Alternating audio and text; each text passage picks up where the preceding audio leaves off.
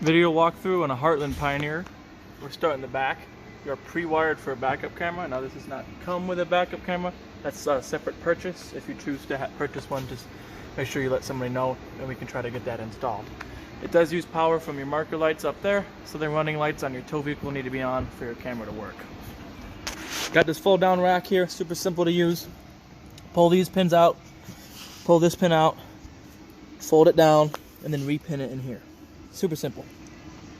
Maximum capacity, 200 pounds, minus the weight of the spare tire.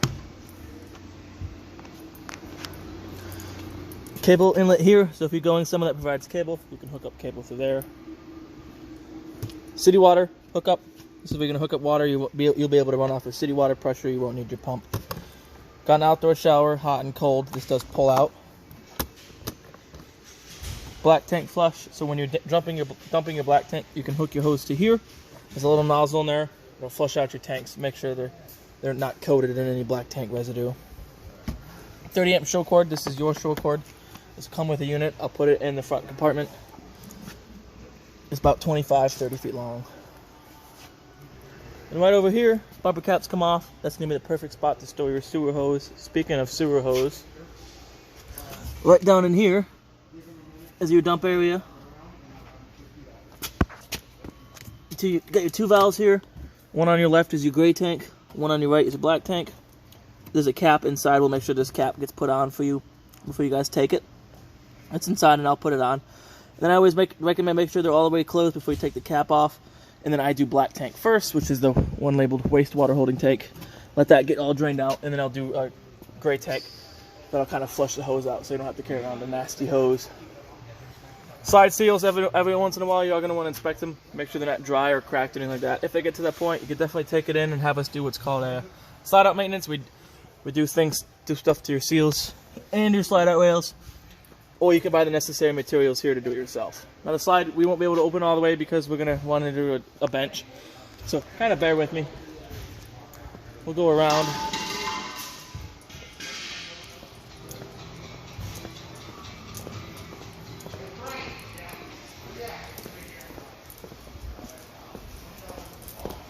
To the side. This is that storage compartment. I'll put your short cord in. And it does pass through all the way to the side. You got two cranks. The one with the skinny end is your manual backup for your stabilizers. The other one will be a manual backup for your slide out, as well as your power tongue jack. Good information here. Got your VIN, your model number, your gross vehicle weight rating, cargo carrying capacity, weight of the fresh water. Most important number right here, 65 psi. Keep your tires at that pressure. Don't go what's printed on the tire. Go right here. Put over here. Group 24 RV marine gray battery. In the winter, I recommend taking your battery out. If it's going to be a long time between trips, I recommend disconnecting the negative lead off your battery. Dual 20 pound cylinders. They are filled, so you don't have to worry about getting them filled. But here's your automatic changeover regulator. So it's pointing to this tank. It's going to pull from this tank first. If this one were to be on and this one were to get depleted, there's a little diaphragm in here that'll open up. It'll start pulling from this tank automatically. However, this doesn't rotate, indicating it has switched tanks. So keep that in mind. And then some people put it in the middle like this, thinking, hey, it's going to pull from both tanks equally. That's not how it works. It's one or the other. Anytime I see a customer come in with it like that, I always chuckle a little bit.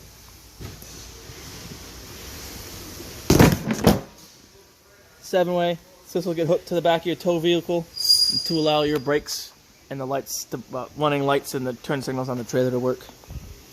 Got your breakaway right here. This will also get hooked up to your tow vehicle.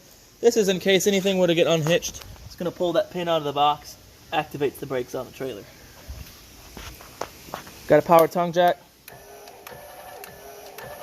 Beats hand cranking every day of the week. Now this is what you're going to use to level your unit front to back. So I'm about to show you these stabilizers over here. These are not meant to pick up the weight of the trailer.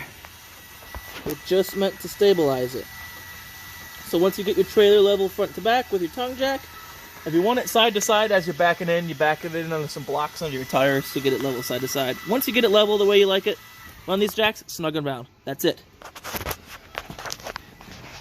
There are self-resetting breakers in here, so more likely than not, if you keep trying to lift it up, you'll trip that breaker. But if that breaker were to fail, and you kept trying to lift it up, you're gonna bend them legs, and you might ruin the motor. And if you come in with bent legs saying they broke, well, we usually don't warranty that because that's customer damage, because these are not meant to lift up the trailer. Like I said, can't reiterate it enough. Stabilizer jacks. Come over here. Freshwater fill. This is where you fill your onboard fresh tank. Rest your hose in there. Don't jam it in there. Turn your hose on and watch it fill. Watch it fill from your monitoring panel right here. Don't jam your hose in there. Don't wait till you see water squirt out the edge, because if the hose gets stuck in there and then this tank vent gets blocked or pinched or any reason, you're going to start pressurizing that tank and then it might rupture. Now, I definitely recommend draining your fresh tank after every single trip. So before you drain it, drain it after every trip, because you don't want it halfway full of water unattended, because it'll start getting stagnant and it's, that gets smelly. You drain for it is that long one right there. There's a valve on the other side. Let me shut this music off because I can hear it.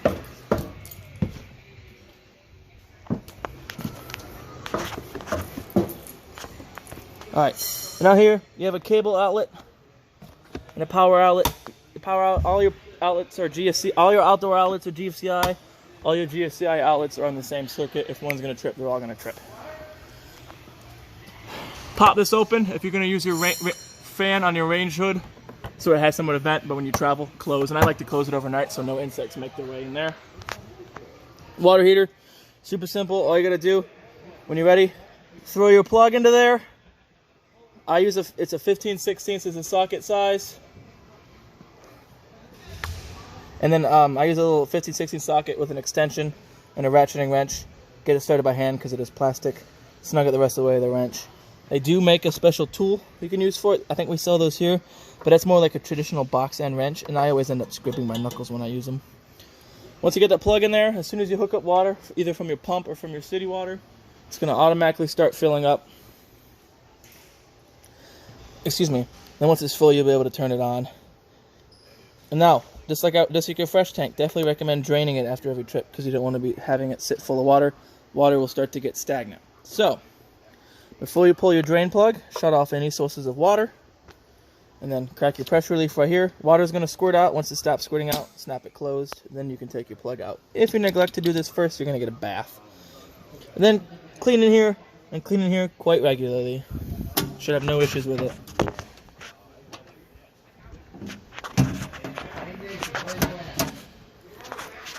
Fridge vent right here.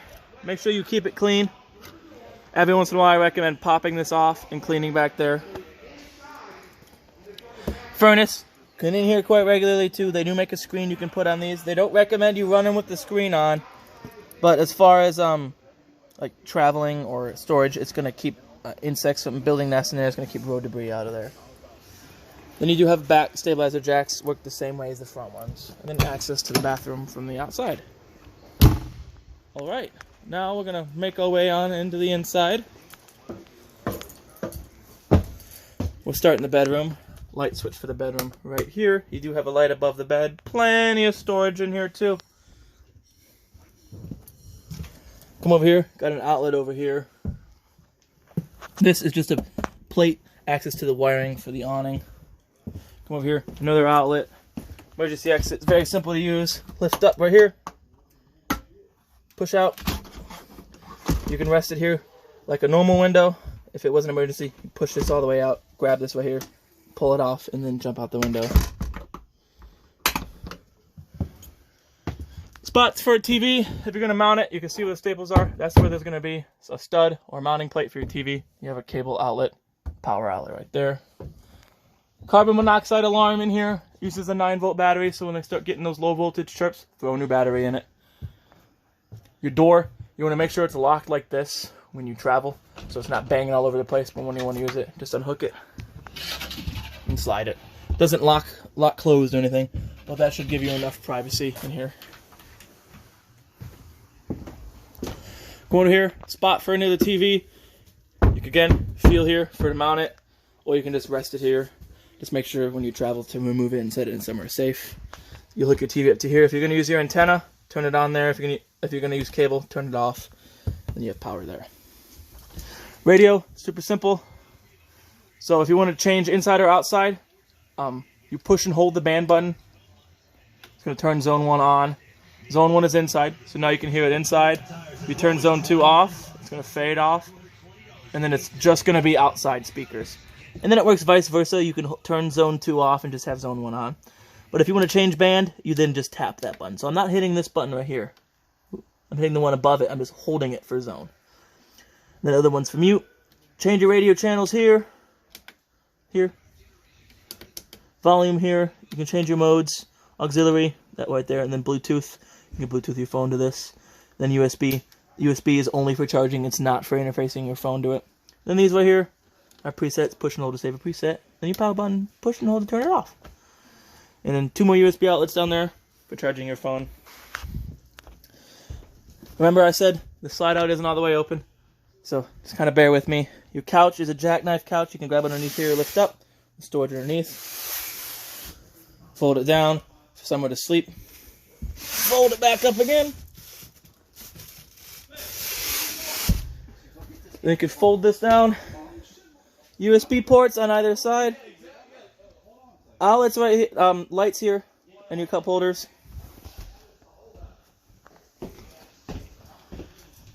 Microwave. It's only gonna work like your when you're plugged in. Whew, sorry. Other than that, it's just like your microwave at home. There really isn't something special about it. Light for cooktop, and then your fan. Does take a little while to kick on. There you go. And remember what I said. If you're gonna use this fan, make sure that flap on the outside is open, or else it's not actually gonna be venting anywhere. Folding cooktop here. Very simple to use. Turn it to light. Twist your sparker. And you light it. Now, the gas is off, so it's not going to light right now. But you turn this to light, twist your sparker, she lights right up. Oven, it's a little bit of a different story. You got to turn this, kind of hard to read. See if you can't focus right here. Oh, come on. Just pile it on. Push and hold that. As you're pushing and holding that, you want to look down in here. You can see there's a pilot there. It does not work off the sparker. See? So you have to get like a barbecue lighter or a match or something. While you're holding that pilot on, pushing that button in, you're gonna light that pilot in there. Once the pilot is lit, then you can turn it to whatever temperature you want. If you don't feel like relighting the pilot again, and you know you're gonna be cooking in a few hours, if you turn it off, but turn it to pilot on instead of all the way off, shuts the burners off, leaves the pilot on. And then when you're done stepping away from the week, or a couple hours going out from the site, going to do something fun, or you're going to bed, make sure you turn the pilot off because you don't want a lit pilot left unattended. Right down here, the little blue bag. I'm going to set the camera down for a second to unzip it.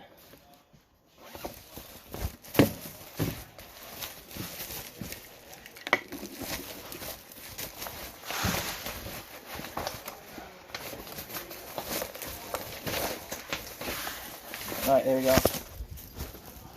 Okay. In here, it's going to have all of your, it's going to have all of your paperwork, all the manuals for anything they installed here, smoke alarm, toilet. There'll be a kind of a main manual. Sometimes there is, sometimes they give you a USB like little flash drive. But I encourage you just to read through some of this when you get home. And then right here, that's that sewer cap that I'm going to make sure gets put on for you. And then, yep, you got plenty of storage throughout here, like that. All right, we're moving along. Refrigerator, super simple to use. You have off or on, auto or gas. Recommend just leaving it on auto. Auto's going to default to 110. So if you're plugged in, that's what it wants to run on. But if the campground would lose power, you would trip over the shore cord or get unplugged, whatever, it's going to automatically switch to running off of propane for you. Turn that off for now. Now, unlike your normal fridges, these do take about 8 to 10 hours to get to operating temperature. So if you have the ability to plug it in the night before, do that, let it get cold, and then you can have it running on propane. Now, they tell you you're not supposed to have the gas on propane on when you're going down the road, but I know a lot of people do it. Now, don't tell them you heard it from me. You got nice and roomy in there. This table right here turns into a bed. Pop the table up. Them legs are just kind of popped in there. You can pop them out. Rest your table on the shelf right here on either side. Take these back cushions, lay them down. Has a nice bed for one, maybe two small children. And you have a light up here. But over here is your breaker box. All your fuses for your 120 volt appliances, all your fuses for your 12 volt. So you have all 15s and then 240. Definitely recommend carrying some spare fuses just in case something were to happen. Bunk. Got outlet up there and then a light over there. I'll make sure that light gets turned off. And then another light over there. This, unfortunately, the bottom one does not have any outlet. Your ladder, you lift up and fold out. Remember what I said, bear with me. Can't open the slide out all the way. But this can go out just slightly more than that. Just remember, if you have the ladder out and you're about to close your slide out, put your ladder back because you don't want to damage it. And then right here is your thermostat. We'll try to do it the best I can with the slide out being the way it is. Tap the power button. It'll ask for your fan mode. Auto, high, or low. It's kind of hard to see. Here, let me move the slide out in a little bit and I can do my little trick.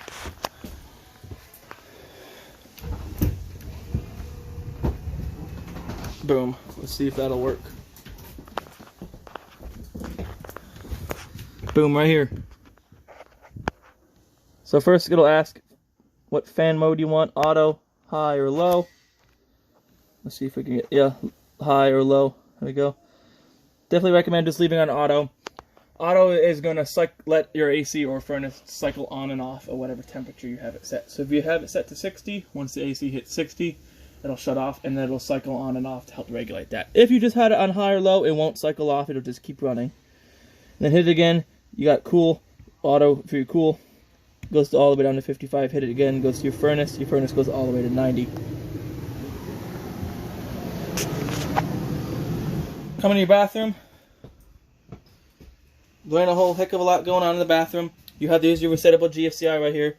If any of your outlets would have failed, the ones labeled GFCI, not fail, but trip, you come in here and hit the reset button. Lights for in here, right here. Then you have on or off switch right here on the right of that. That does your fan vent right here, which make sure you open up before you use. And then I definitely recommend running that when you take a shower, just to keep the moisture off the walls, or if you had Mexican the night before. Toilet is super simple. As long as you're pushing this pedal right here, it's going to keep flushing. And then it opens up like that. If you keep holding down, it'll keep flushing. Shower, even easy, well, just as easy. Turn it to your temperature, pull this up, diverts water to your shower. If you don't pull it up and you put this plug in, you could take a bath if you want, but it's quite small. I know I wouldn't fit in it, take a bath. A few more things.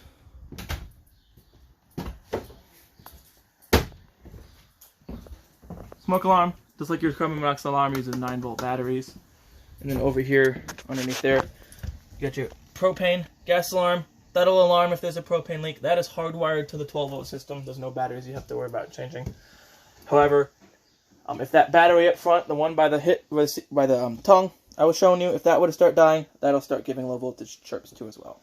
So then that, all your safety equipment, that, your fire extinguisher, those all have a 10-year lifespan. So in 10 years, you have to get those replaced, whether you've ever used them or not. Alright, so that concludes our virtual tour of your Heartland Pioneer. I hope you guys thought this video was informative. I hope you guys learned a lot. Hope you guys get good use out of this trailer, really enjoy it. And, well, goodbye. Hi folks, it's me again. Left you a little early. So missed out on a spot. A few things, so let me cover that real quick. Light switch right here does your lights on or off inside. The one on the right will do your awning lights right here. Controls your slide out, controls your awning. Your awning does not automatically stop when it's out. You'll see the bare metal tube. And then the flap will flap down. Then you're good to go. So let's kind of go out just a little bit just so I can show you.